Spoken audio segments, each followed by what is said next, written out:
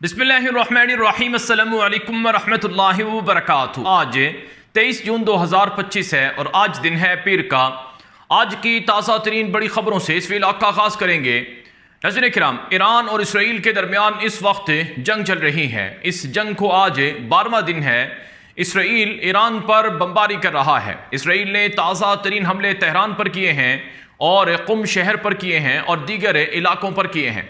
ताज़ा तरीन इतलात के मुताबिक इसराइल ने ईरान की न्यूक्लियर फैसिलिटी फर्दों पर एक मरतबा फिर हमला किया है। ताज़ा तरीन इतलात आ रही हैं कि 2 दिन कबल अमरीका ने B-2 बमबार जहाज़ों से फर्दों पर बमबारी की थी और अमरीकी सदर डोनाल्ड ट्रंप ने कहा कि हमने ईरान की सबसे बड़ी जोहरी तनसीब फर्दों को तबाह कर दिया है और उसे बेतहाशा नुकसान पहुंचाया है। यह ट्रंप का ताज़ा तरीन ट्वीट था, उनका बयान था।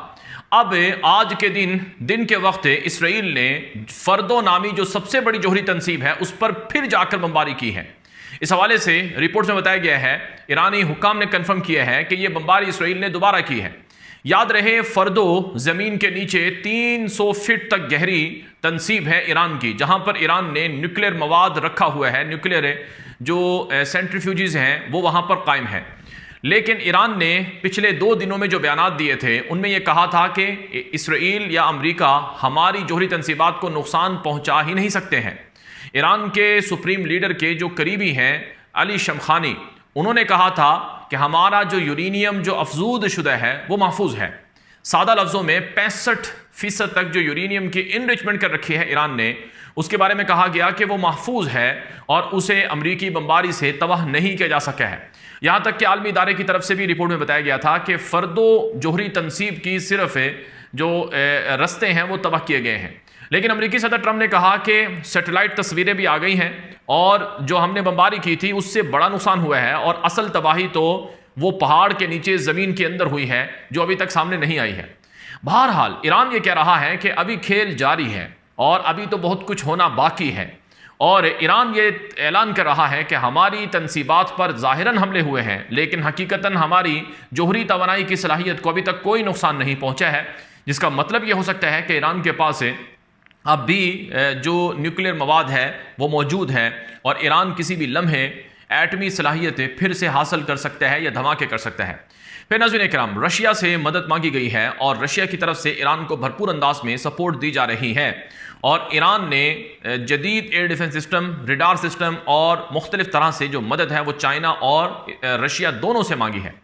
तो आज जो इसराइल की बमबारी हुई है इससे ये बात वाज़ेह है कि इसराइल ईरान पर हमले बंद नहीं करेगा। इसराइली वज़ीर आज़म नेतन्याहू का ताज़ा बयान है जिसमें उन्होंने कहा कि ईरान पर हमारे हमले जारी रहेंगे यहाँ तक कि हम अपने पूरे गोल मुकम्मल कर लें या पूरे अहदाफ हासिल कर लें।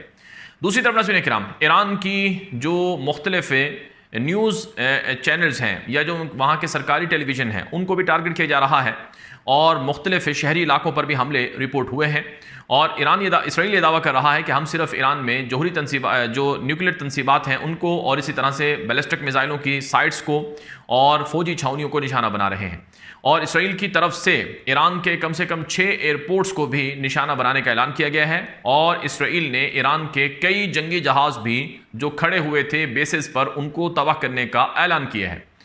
तो गोया इसराइल की तरफ से पूरे ईरान के अंदर हमले चल रहे हैं। कल खबर आई थी कि 2000 से ज़ायद या 200 से ज़ायद मकामात पर बमबारी जो है वो इसराइल ने ईरान पर की है।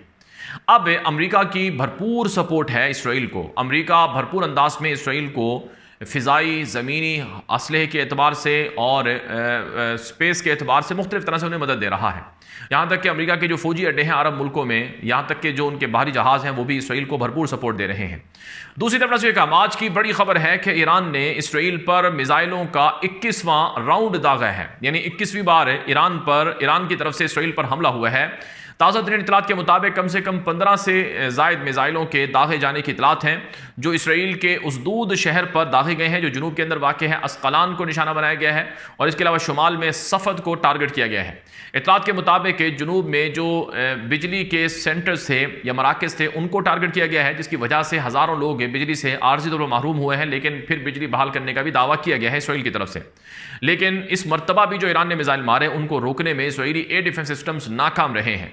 दूसरी तरफ नाज़रीन किराम, सफ़द के अंदर भी मिसाइल जाकर गिरे हैं जहां पर आग लगने की इतलात हैं और इसके साथ साथ याफा जिसे तल अवीव भी कहा जाता है वहाँ पर भी मिसाइल अटैक्स हुए हैं।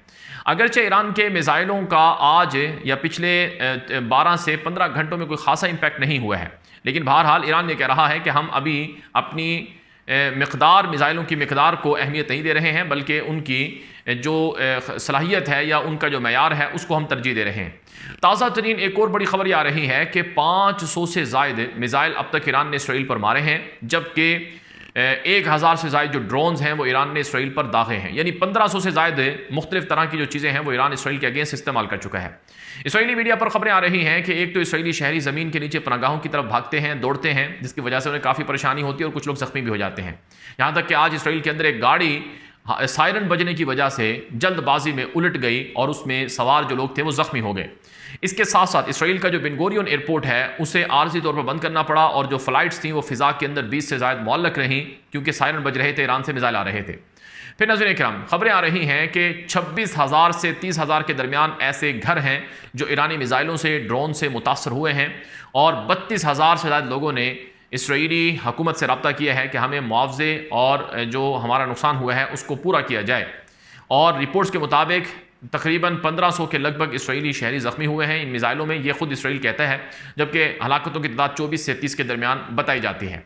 ताहम नाज़रीन इकराम, जो मादी नुकसान है ईरान के मिसाइल हमलों से वो बेतहाशा हुआ है और इस मादी नुकसान को जल्द पूरा नहीं किया जा सकता है, क्योंकि पूरे पूरे महल्ले जो हैं वो तल अवीव के अंदर निशाना बने हैं और वो तबाह हुए हैं।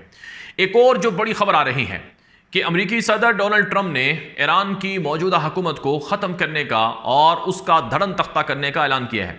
अमरीकी सदर ट्रंप ने कहा कि रजीम को चेंज करना, यानी किसी भी मुल्क की हुकूमत को तब्दील करना, यह अच्छा नहीं है, लेकिन जब ईरान जैसे मुल्क की हुकूमतें अपने ही मुल्क को ताकतवर ना बनाए और ईरान को ग्रेट ना बनाए तो फिर ऐसी हुकूमत का रहने का कोई जवाब नहीं बनता है। सादा लफ्ज़ों में ट्रंप ऐलान कर चुका है कि ईरान की हुकूमत का अब जाने का वक्त आ चुका है, या दूसरे लफ्ज़ों में जैसे अमेरिका ने सद्दाम हुसैन की इराक से हुकूमत ख़त्म करके पपेट हुकूमत बनाई और जिस तरह से मुल्ला उमर की हुकूमत अफगानिस्तान में ख़त्म करके अपने हामियों की हुकूमत लाई और जिसने कोई हल नहीं किया अफगानिस्तान का, बिल्कुल उसी तरह से अब ईरान के बारे में सोचा जा रहा है। लेकिन सवाल यह है कि क्या ईरान की हुकूमत को अमेरिका और इसराइल दोनों मिलकर ख़त्म कर सकते हैं? क्या ईरान की मौजूदा रजीम या हुकूमत इतनी कमज़ोर है कि उसे इतनी आसानी से गिरा दिया जाएगा? इस हवाले से मुख्तलिफ तरह के मंसूबे बताए गए हैं मगरबी मीडिया पर, जिसमें ईरानी सुप्रीम लीडर अली ख़ामनेई को निशाना बनाकर उसे ख़त्म करने का प्लान है, ताकि जब वो रास्ते से हटेंगे तो नया कोई भी शख्स आएगा तो वो ईरान को संभाल नहीं पाएगा, जैसे कि लबनान में हिजबुल्लाह ग्रुप के साथ हुआ कि हसन नसरुल्लाह को ख़त्म करके उनकी जगह पर अभी तक जो भी आया है वो उस जमात को या उसको ना तो मजबूत कर सका है, ना ही उसकी वो हैसियत या अहमियत बहाल कर सका है। बिल्कुल इसी तरह से ईरान के अंदर करने का मंसूबा है और ईरान की मौजूदा हुकूमत जो मसूद पदशकियान चला रहे हैं उनको भी ख़त्म कर दिया जाएगा और अपने हामियों की हुकूमत लाई जाएगी, एक प्लान है उनका। लेकिन फिर ईरान के अंदर 9 करोड़ से ज़ायद लोग हैं। अफगानिस्तान में तो 2 करोड़ से ज़ायद लोग थे, यानी बहुत थोड़ी सी आबादी थी, और अफगानिस्तान और ईरान में ज़मीन आसमान का फ़र्क है। फिर इराक की आबादी बहुत थोड़ी सी थी। सद्दाम हुसैन और आज का जो ईरान है वो इराक और ईरान का मौज़ना करें तो बहुत पीछे है। लीबिया का मामर कज़ाफ़ी हो या वहाँ की हुकूमत हो या वहाँ का मुल्क हो, वो ईरान के मुकाबले में बहुत पीछे है। तो इतनी आसान नहीं है कि ईरान की हुकूमत को ख़त्म कर दिया जाए और फिर उनकी जड़ें बड़ी मजबूत हैं ईरान के अंदर, और फिर इससे जो मसाइल पैदा होंगे उनसे ना अमेरिका निमट सकता है ना ही इसराइल निमट सकता है। लेकिन नाज़रीन इकराम, आज अमेरिकी हुकूमत के एक जमात से ताल्लुक़ रखने वाली यानी ट्रंप की पार्टी के एक सेनेटर हैं, लिंडसे ग्राहम उनका नाम है, उन्होंने कहा कि जब हम ईरान में कामयाबियां हासिल कर लेंगे तो फिर इसराइल और सऊदी अरब के दरमियान ताल्लुकात को बहाल करना आसान होगा, सऊदी और इसराइल के दरमियान नॉर्मलाइजेशन हो जाएगी। यह लिंडसे ग्राहम ने कहा है, जो कि बड़ा सख्त मुखालिफ है ईरान का और जो कि बड़ा सख्त हामी है इसराइल का। सादा लफ्ज़ों में इसराइल की मौजूदा हुकूमत को भरपूर सपोर्ट अमरीकी हुकूमत दे रही है और सेनेट और कांग्रेस जो अमेरिका की है वो भी उन्हें सपोर्ट कर रही है। और यहाँ पर अरब मुल्कों का किरदार बड़ा शर्मनाक है कि ईरान पर हमला हो गया, अरब मुल्कों की तरफ से सिवाय मजम्मतों के कुछ बयानात, मजम्मतों के अलावा कुछ नहीं हुआ है, सिर्फ बयानात आए हैं, मजम्मतें हुई हैं, अमलन किसी ने कुछ नहीं किया है। तो ईरान की तवक्कुआत बहुत ज़्यादा हैं कि तुर्की हमारी मदद करे, सऊदी अरब हमारी मदद करे, पाकिस्तान हमारी मदद करे, बाकी देश हमारी मदद करें, लेकिन ईरान की हिमायत और मदद में अभी तक अमलन कोई कदम नहीं उठा है। बल्कि बहुत से लोग तो ये भी कह रहे हैं कि अगर ईरान की मौजूदा हुकूमत ख़त्म कर दी जाए तो ये बहुत से अरब मुल्कों के लिए, बहुत से मुसलमान मुल्कों के लिए बड़ी खुशी की बात होगी।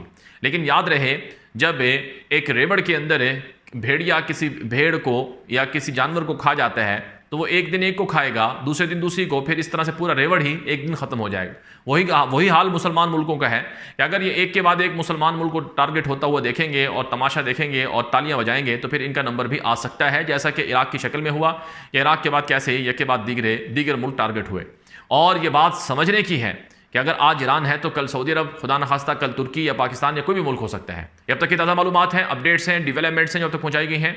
हमारे तमाम सोशल प्लेटफॉर्म को आप फॉलो कर लें। हमारा एक्स अकाउंट है, 2 एक्स अकाउंट है, दोनों को फॉलो करें। हमारा यूट्यूब चैनल है, उसको 2 यूट्यूब चैनल है, दोनों को ज्वाइन करें। हमारे व्हाट्सअप का चैनल है, उसको लाजमी फॉलो करें, वहाँ खबरें आएंगी।